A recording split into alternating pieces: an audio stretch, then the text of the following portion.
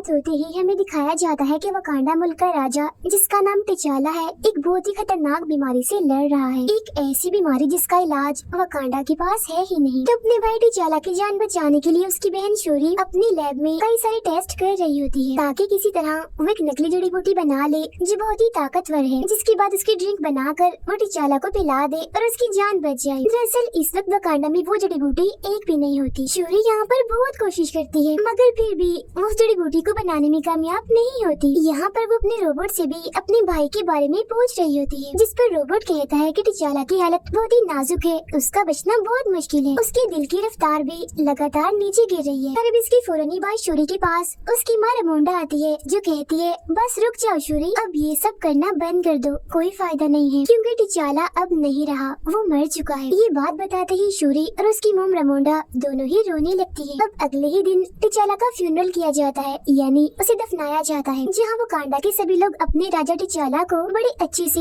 आखिरी good bye करते। अब ऐसे ही करते करते एक साल गुजर जाता है, जहाँ वकांडा ने ये वक्त अपने किसी भी राजा या रानी के बगैर गुजार दिया था। मगर अब एक साल गुजर जाने के बाद वकांडा ने रमोंडा को ही अपनी रानी बना लिया होता है, ताकि वो अपने बेटे टिचाला की जगह लेकर वकांडा को संभाल सके। इसके बाद हमें समंदर में एक बड़े से शिप को दिखाया जाता है, जो शिप दरअसल वकांडा की एक लैब की तरह ही थी, जहाँ कुछ साइंटिस्ट एक खतरनाक मेटल पर रिसर्च कर रहे होते हैं। मगर तभी कुछ सिपाही आकर यहाँ हमला कर देते हैं और चारों तरफ से शिप में घुसने की कोशिश करते हैं। ये लोग दरअसल यहाँ उसी मेटल को चोरी करने के लिए आए थे, मगर तभी इधर वकांडा के सिपाही भी आ जाते हैं और उन चोर सिपाहियों पर हमला कर देते हैं। वो इन्हें काफी मारने के बाद बंदी बना लेते हैं और अपने पास कैद कर लेते हैं। इसके बाद हम देखते हैं कि दुनिया के सभी मुल्कों की एक काफी बड़ी मीटिंग रखी जाती है, जिसमें वकांडा की रानी रमोंडा को भी बुलाया जाता है। यहाँ दुनिया के सभी मुल्कों के लीडर्स रमोंडा से कहते हैं कि आपका मुल्क वकांडा दुनिया की सबसे खतरनाक मेटल की हिफाजत नहीं कर सकता, क्योंकि उसकी हिफाजत करना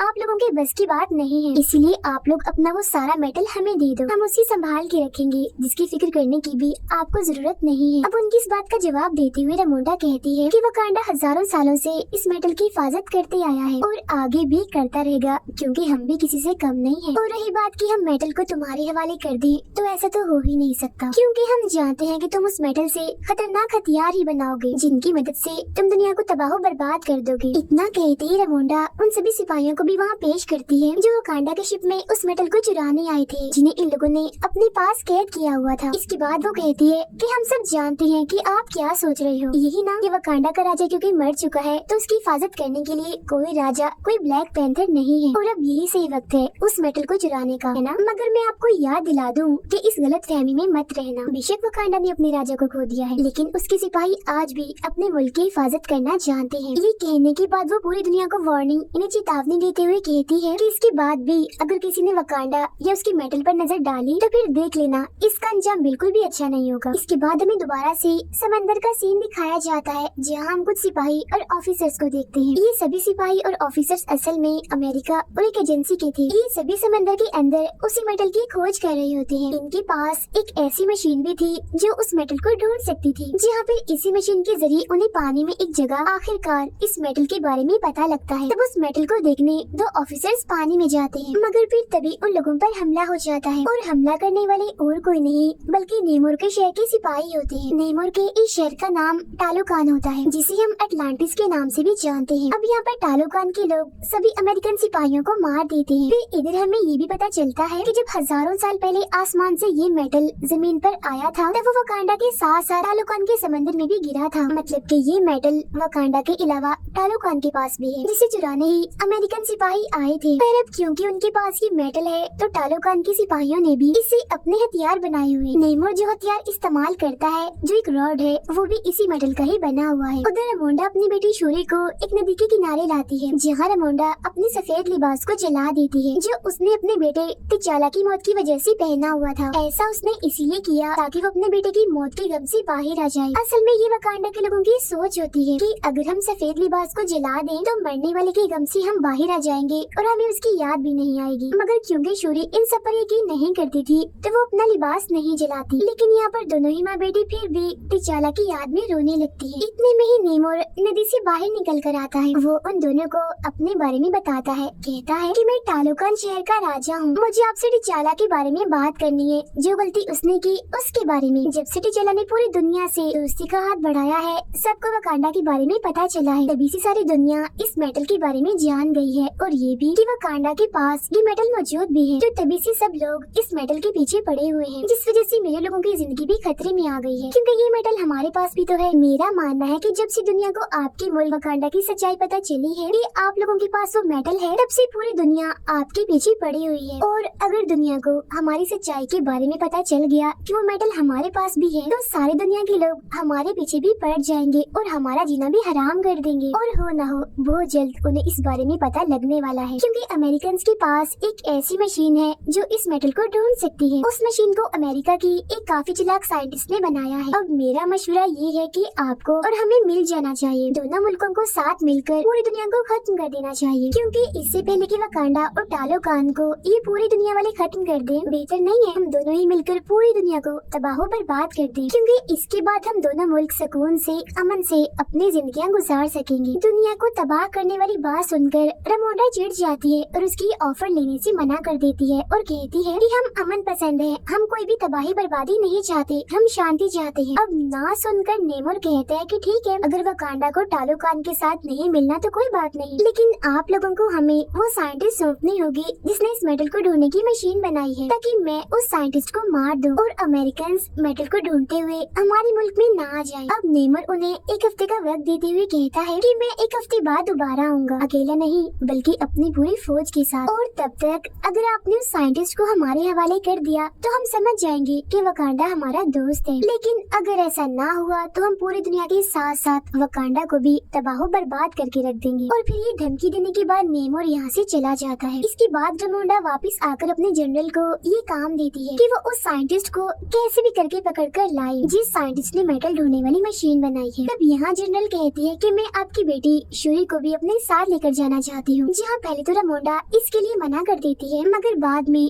शूरी को ले जाने के लिए मान जाती है। जिसके बाद शूरी और जनरल अमेरिका पहुँच जाती है और कैसे भी करके उस साइंटिस्ट को ढूंढ ही लेती है। यहाँ उन्हें हैरान करने वाली बात ये पता चलती है कि वो साइंटिस्ट सिर्फ 19 साल की एक कॉलेज जाने वाली लड़की है जिसका नाम आयरन हार्ट है। उसे खोजते ही वो दोनों उसे अपने साथ ले जाने लगती हैं, मगर तभी उन्हें पता चलता है कि अमेरिका और एजेंसी के लोग कब से उनके पीछे पड़े हुए हैं और उन्होंने हमेशा से ही शूरी और आयरन हार्ट पर नजर रखी हुई थी। वो लोग अब इन तीनों को सरेंडर करने का बोलते हैं, इन्हें खुद को उनके हवाले करने का, मगर तभी वो साइंटिस्ट यानी आयरन हार्ट अपने असली रूप में आ जाती है, मतलब अपना सूट पहनकर वहाँ से उठ जाती है। जिसके बाद शूरी और जनरल भी उसकी गाड़ी और बाइक लेकर वहाँ से निकल जाती है। अब यहाँ तो किसी तरह वो एजेंसी से बच जाते हैं, मगर आगे जाते हैं टालोकान के सिपाही उन पर हमला कर देते हैं, क्योंकि इन सिपाहियों को नेमोर ने ही भेजा होता है ताकि वो आयरन हार्ट को पकड़कर नेमोर के पास ले आए। यहाँ टालोकान के सिपाही जनरल से काफी लड़ाई कर रहे होते हैं और आयरन हार्ट को अपने साथ ले जाने की कोशिश करते हैं, मगर जवाब में जनरल भी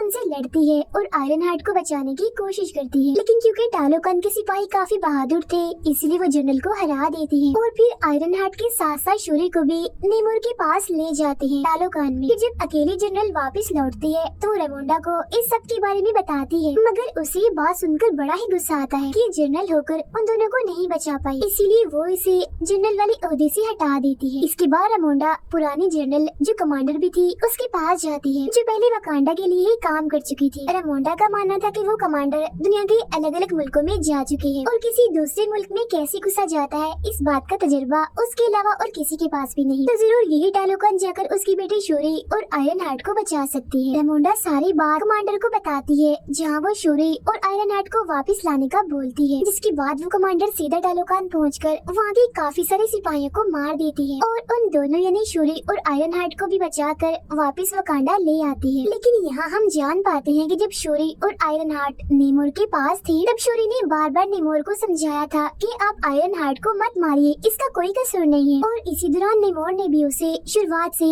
अपनी सारी बात बताई होती है, जहाँ अब हम भी नेमोर के बारे में शुरू से ही जान पाते हैं। हमें पता चलता है कि नेमोर की उम्र 450 साल है, जहाँ 450 साल पहले नेमोर के जो माँ बाप थे वो इंसान ही थे, लेकिन फिर नेमोर के माँ बाप समेत उसके गाँव के सभी लोग बीमारी और गरीबी की वजह से मारे जा रहे थे। जहाँ ये सब लोग मिलकर अपने गॉड से दुआ करते हैं, तब गॉड इनके सपने में आकर सभी को एक फूल के बारे में बताते हैं जो बिल्कुल उस कीमती ताकतवर जड़ी बूटी जैसा था, वही जड़ी बूटी जिसे शूरी भी अपने लैब में बनाने की कोशिश कर रही थी। फूल के बारे में पता लगने के बाद नेमोर के माँ बाप और गांव के सभी लोग पानी में जाकर उस फूल को हासिल कर लेते हैं और उसका रस निकाल कर पी जाते हैं, मगर उसे पीते ही इनका जिस्म और दिमाग एकदम बदल जाता है। पूरे जिस्म का रंग ही नीला पड़ गया था। इंसान तो ये कहीं से भी नहीं लग रहे थे, मगर ऐसा होते ही इनकी ताकतें काफी हद तक बढ़ जाती हैं। लेकिन एक दिक्कत थी, ये लोग ऐसे बनने के बाद जमीन पर नहीं रह सकते थे। तब जिंदा रहने के लिए ये लोग पानी में जाते हैं, क्योंकि अब ये सिर्फ वही रह सकते। ये वो वक्त था जब नेमोर पैदा होने वाला था, जहाँ कुछ वक्त के बाद वो पैदा हो ही जाता है। और क्योंकि नेमोर की मोम ने भी इस फूल को इस्तेमाल किया था, इसीलिए सारी ताकतें नेमोर को भी मिली थी। मगर हैरत थी कि वो पानी के साथ साथ बाहर जमीन पर भी जिंदा रह सकता था। इसके अलावा उसके पैरों में पंख भी थे और कान भी नुकीले थे। लेकिन कुछ वक्त के बाद जब वो बड़ा हो रहा होता है तो उसकी मोम की मौत का वक्त करीब आ गया होता है। मरने से पहले उसकी मोम की बस यही आखिरी ख्वाहिश थी कि मैं अपनी पहले की दुनिया इन्हीं जमीन को देखना चाहती हूँ, और अगर ना देख पाऊँ तो मुझे मेरे गांव में ही दफनाया जाए। अब अपनी मोम की आखिरी ख्वाहिश को पूरा करने के लिए नेमोर उनकी लाश को उनके गांव में ले जाता है। मगर यहाँ आकर वो देखता है कि गांव के लोगों पर वाइफ के लोग जुल्म कर रहे हैं, जो नेमोर पर भी गोली चलाते हैं। अब उसे तो इस सामने से कुछ भी नहीं होता, मगर उन सभी लोगों को मारकर वो इस पूरी जगह को जला देता है। और बस इसी दिन के बाद से ही नेमोर पानी के बाहर यानी जमीन पर रहने वाले लोगों से नफरत करने लगता है। अपनी सारी कहानी बताने के बाद उसने शूरी को एक ब्रेसलेट भी दिया था, जो टालोकान की ताकतवर जड़ी बूटियों से बना था। मगर जब उसे ये पता चलता है कि कमांडर शूरी और आयरन हार्ट को यहाँ से ले गई है और उसने इसके कुछ लोगों को भी मार दिया है, तो ये जान उसे वकांडा पर बहुत गुस्सा आता है और अब वो जाकर सीधा वकांडा पर हमला ही कर देता है। वो यहाँ के एक पूरे शहर को बर्बाद कर देता है, जिसमें जाहिर है वकांडा के बहुत से लोग मारे जाते हैं, लेकिन साथ ही साथ रानी रमोंडा भी मारी जाती है। लेकिन मरते मरते वो रमोंडा से कहता है कि ये हमला तो बस एक हल्की सी झलक है, मैं कुछ वक्त के बाद अपनी पूरी आर्मी के साथ आऊंगा और पूरे ही वकांडा को तहस नहस करके रख दूंगा। इतना कहते वो अपनी आर्मी के साथ वहाँ से चला जाता है। इसके बाद जैसे ही बात शूरी को पता चलती है कि मेरी मॉम की मौत हो गई है, तो वो बहुत ही दुखी हो जाती है। मगर नेमोर को रोकने और उससे बदला लेने के लिए वो जड़ी बूटी पर दोबारा से काम करने लगती है। वो उस ब्रेसलेट जो उसे नेमोर ने दिया था, उसमें से जड़ी बूटियों को निकाल कर उन पर ही टेस्ट करने लगती है, जहाँ बहुत जल्द वो ये जान पाती है कि ये भी कोई आम जड़ी बूटियाँ नहीं है, बल्कि इनमें भी ताकतवर जड़ी बूटी वाली सारी ताकत है। ये जानते ही वो इन सारी जड़ी बूटियों को अपनी भाई टिचाला के डीएनए से मिला देती है, जिसके बाद आखिरकार यहाँ वो नकली जड़ी बूटी बना ही लेती है। और जैसे वो इसका रस पीती है तो ये सोचती है कि मुझे मेरे मॉम डैड नजर आएंगे, मगर उसे वो नहीं बल्कि खतरनाक सिपाही दिखता है, जो शूरी को कहता है कि तुम अपनी भाई टिचाला की तरह रहम दिल और बहादुर नहीं हो, तुम बिल्कुल मेरे जैसी हो, गुस्से वाली, बदला लेने वाली। तुम्हें सिर्फ बदला चाहिए, तुम अपने भाई की जगह कभी भी नहीं ले सकती। ये सुनते ही शूरी चिढ़ जाती है और उस ताकतवर जड़ी बूटियों की वजह से तो उसे पहले ही ताकतें मिल गई थी, जिनका इस्तेमाल करके वो ब्लैक पैंथर सूट पहनकर बन जाती है नई ब्लैक पैंथर। इसके साथ ही लैब में आयरन हार्ट भी अपने लिए एक मजबूत सूट बना लेती है, जो काफी मॉडर्न था। उन दोनों ने तो ये बात पहले ही पता लगवा ली थी कि नेमोर की कमजोरी हीट है, गर्मी है, इसीलिए अगर उसे हीट में रखा जाए या पानी से दूर कहीं बाहर रखा जाए तो वो कमजोर पड़ सकता है। इस सारी तैयारी के साथ वो अपनी आर्मी को लेती है और सीधा जाकर नेमोर के शहर टालोकान पर हमला कर देती है, जिसके बाद यहाँ वकांडा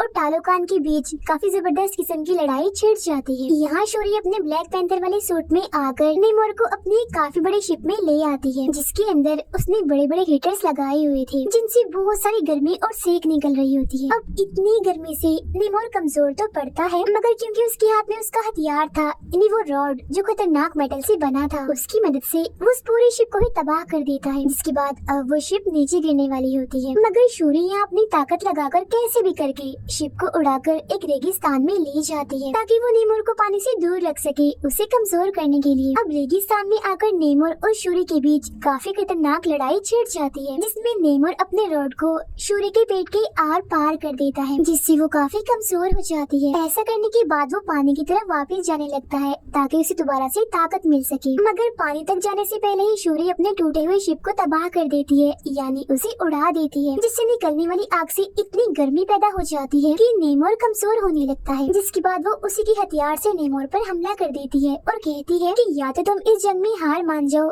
या मैं तुम्हारी जान ले लूंगी। अब यहाँ तुम्हारे लिए हार मानना ही बेहतर है, क्योंकि अगर तुमने जंग ना रोकी तो बाकियों के साथ साथ तुम्हारे लोग भी मारे जाएंगे। वो शूरी की ये बात मान जाता है, इसीलिए उसके सामने हार मान जाता है। वो दोनों अब एक साथ मिल जाते हैं और अपने लोगों के पास आकर जंग को खत्म कर देते हैं, जिसके बाद अब ये दोनों एक दूसरे के दोस्त बन जाते। सब कुछ बिल्कुल ठीक हो गया था, दोनों मुल्कों के लोग बहुत खुश रहने लगे थे। लेकिन यहाँ हम जान पाते हैं कि वकांडा का ये असूल है कि किसी भी इंसान को राजा या रानी बनने से पहले खुद को साबित करना होता है। उसे अपने मुल्क में होने वाली तलवारबाजी और लड़ाई में जीतकर ये साबित करना होता है कि मैं सबसे बहादुर हूँ, मैं ताकतवर भी हूँ और राजा बनने के काबिल भी। लेकिन हाँ, ये सब उसे बगैर किसी भी ताकत जैसे उस जड़ी बूटी का इस्तेमाल किए बगैर करना। अब क्योंकि शूरी ही नई रानी बनेगी, इसलिए उसने भी खुद को साबित करना था ये लड़ाई जीतकर। मगर तभी दिखाया जाता है कि शूरी यहाँ नहीं है, वो इधर से गायब है और यहाँ एक ताकतवर और खतरनाक सिपाही था जो लड़ रहा था। इसका मतलब ये था कि अब यही सिपाही वकांडा का नया राजा होगा। अब हम शूरी को देखते हैं जो यहाँ से सीधा गई होती है कमांडर के पास, जहाँ उसने अपना सफेद सोग वाला लिबास जला दिया होता है ताकि वो अपने भाई और माँ के गम से बाहर आ सके, क्योंकि अब उसे भी ऐसी बातों पर यकीन होने लगता है। यही वो कमांडर शूरी को अपने बेटे से मिलवाती है और बताती है कि मैंने और तुम्हारे भाई टिचाला ने जमकर शादी कर ली थी और ये बच्चा मेरा और टिचाला का है, यानी तुम्हारे भाई का। इस बात का सिर्फ रमोंडा को ही पता था, जिसके बाद आज तुम्हें भी पता चल गया। यहाँ वो बच्चा शूरी को अपना नाम बताता है, जिसके साथ ही ये कहानी यहीं पर खत्म हो जाती है।